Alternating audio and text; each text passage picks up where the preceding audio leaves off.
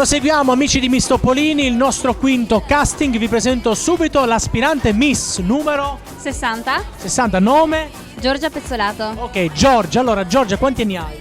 Devo farne 16. Devi fare 6, quindi sei giovanissima. Allora Giorgia, per favore raccontati un po' al pubblico di Miss Topolini. Siamo proprio curiosi di sapere chi sei, cosa fai, dove vuoi arrivare.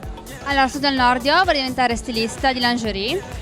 E nel frattempo faccio danza del ventre, pilates, hatha yoga e power yoga. Non ho capito niente, ma era tutto molto bello.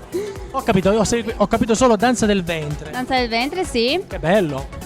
E mi sono anche esibita ultimamente in diverse coreografie. Ero sempre in prima fila, ero sempre molto agitata. Ho capito, certo, sembra un'emozione. Ma come mai l'idea di fare danza del ventre? Come mai la scelta di questa danza e non magari l'hip hop che va di moda, o il jazz, il moderno? Perché sono una ragazza comunque con le forme abbastanza accentuate, quindi mi viene abbastanza bene. E quindi la danza del ventre, diciamo, serve ad accentuare la sensualità.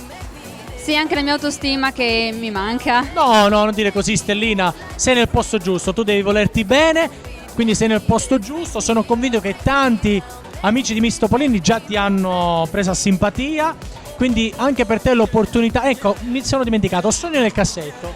Sogno da stilista? Una stilista tipo Ma io vorrei fare lingerie, cioè intimo. come Valeria Marini. Sì. Ho capito, bene, va bene, in bocca al lupo, dai. Sei così giovane che hai tutta la vita davanti.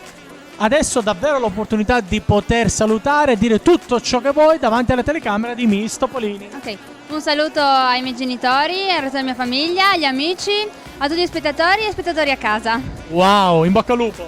Grazie Crepi.